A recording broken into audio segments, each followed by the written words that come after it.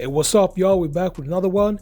Let's check this clip out. The 2012 Team USA would beat 1992 Dream Team at Chris Broussard. So, Cuffs, just let me quickly go over the roster for 2012. Please do. Tyson Chandler and Anthony Davis are the bigs, and Kevin Love, I guess. Well, then just stop at Chandler and Davis. They got to match up with Ewing and David Robinson. I'll take Ewing and David Robinson. Power forwards, you got Kevin Love. Prime Kevin Love. Man, prime Kevin Love is getting demolished by prime Charles Barkley. Or Karl Malone. Or Karl Malone. Absolutely. And then I'm not going to go over everybody, but let me read. I'll give you the rest of the name. Kevin Durant, that's fine. LeBron, great in his prime. Russell Westbrook, not really the setting for him. You got to admit that, but he's on there.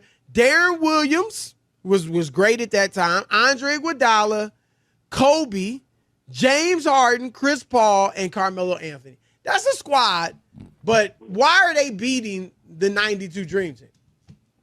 I think the 2012 squad, first of all, it's a lot of variables. It's all hypothetical. I like to have fun with this stuff.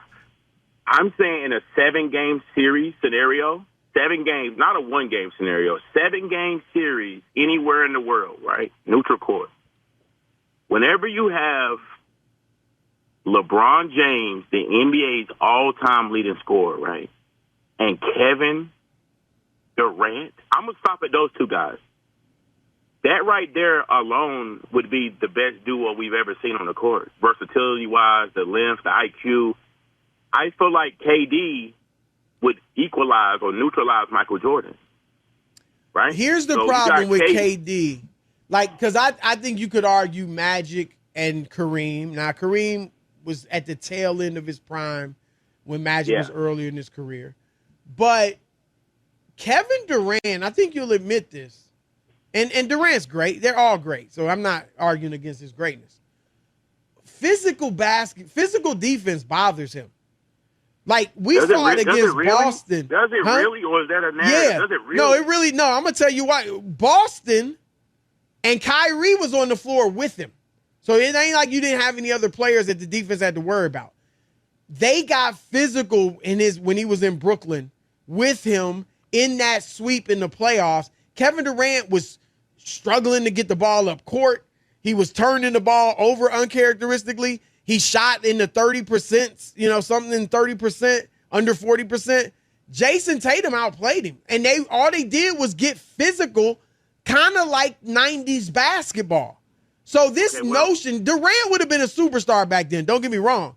But this notion that, oh my gosh, they wouldn't have known what to do with Durant. Nah, they would have got physical with Durant because you were allowed to back then. And he still would have been great, but Chris, he wouldn't have been any better than he is right now. Let's put the puzzle together. Like the Avengers.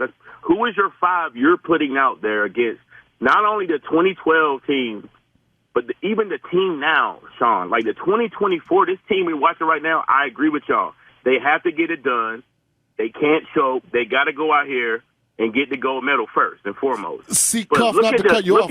Look at the pros they're playing against. They're not playing against Angola in '92, who were happy to be there signing autographs. They playing against South Sudan that just started playing basketball. Just their first Olympic basketball team. There's pros out there. There's pros. None of it. A couple dudes that had a cup of coffee in the NBA. So, Cuff, let me ask you this. Rest of them are D1 players. Basketball is about matchups. Who's your starting 5 on that 12 team? If you're playing the Dream Team, who's your starting 5? I'm playing LeBron James at point guard, and then I'm putting Kobe at the 2, KD at the 3. We going Carmelo Anthony. I don't know why all of a sudden everybody acting like Carmelo is not a top 10 all-time leading scorer, one of the top 3 pure scorers ever, one of the greatest Olympic players ever. Top 3 pure scorers ever? Yeah. I mean, look, Melo's great. I don't want to disparage Melo, but you tripping. Currently, ask the current players, Chris. Carmelo Anthony is not one of the top 3 pure scorers ever. I mean, stop that. Top 5? No. Oh my God. Melo is great. Again, I don't want to disparage Melo, but you're going too far. I mean, come on. We're talking international FIBA basketball rules. We saw what Melo did. Oh, so you're not talking about – you talking about – I'm talking about NBA players. I'm talking about NBA career. Yeah. But so you're saying he's one of the top 5 pure scorers ever? Yes. Melo finished like he didn't even shoot 45% for his career. He was high volume, Chris. You know that. He was a high volume guy like Kobe that's was. a problem. Kobe that's a problem too. if you're high volume and you ain't efficient. That's a negative. So here's my 5.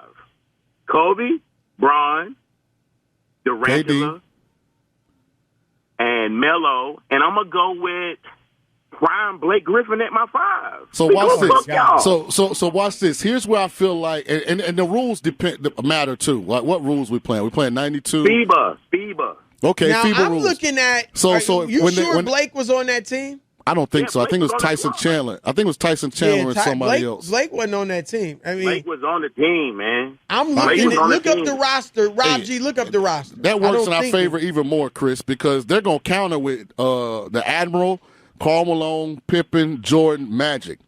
And y'all got when Malone might score 120 points that game. No, Malone is getting space off. Here's my point with I'm putting Barkley in over Malone. Well, either way. Barkley and Malone would get played off the floor with Durant and Bron and them, that spacing. I'm telling you. They would put those guys in high pick and rolls and destroy them. They can't move the Rockies. Blake was replaced by Anthony Davis because of injury. Here's this to me, Cuffs, this should have been your argument. Bird was a shell of himself. Yeah, he was washed. He never played again right after that. And he wasn't practicing, didn't play much. And Magic was a year removed from the NBA. He wasn't Magic was a year removed from the NBA. But here's the problem, and you might disagree with this, Cuff. Players back then played team basketball better than they do today. Now most players grow up playing in the NBA. Most 1 or 2 man basketball. ISO, they're great with the ball in their hands, not so great without it in their hands, or high pick and roll, spread the floor. That's 1 or 2 man ball. Back then, they played 5-man basketball, including Jordan. Like, all of them played 5-man basketball. That's a more effective way of playing than 1 or 2 man. What's up? I want to thank you so much for tapping in with me. And as you saw in this segment, the sports analyst Chris Broussard, he reacted strongly to a caller who claimed that the 2012 U.S. Olympics team led by LeBron James could beat the 1992 Dream Team, which featured Michael Jordan. And Chris Broussard, he dismissed the caller and he claimed that this is wrong on so many levels. And he decided to highlight some key points. And that was number 1, talent and skill level.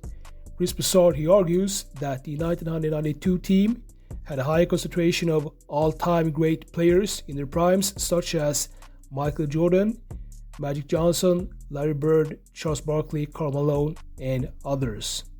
And also dominance legacy, the 92 team was trailblazers and dominated their competition in an unprecedented manner. They won games by an average margin of 44 points, showcasing their strength and showing that no team can't really touch them at that point. And this is my verdict. While the 2012 team boasts incredible talent and modern basketball advantage, the 92 team, the Dream Team as we know them as, their experience, basketball IQ, and individual greatness will likely give them an edge. And the Dream Team, they have proven the ability to perform under pressure, coupled with their unparalleled chemistry, suggests that they would find several ways to actually beat the 2012 team. So I actually think that the 92 Dream Team would win against the LeBron James and Kobe Bryant team. Let me know what y'all think down below. Make sure, like, subscribe, and I'll see you in the next video.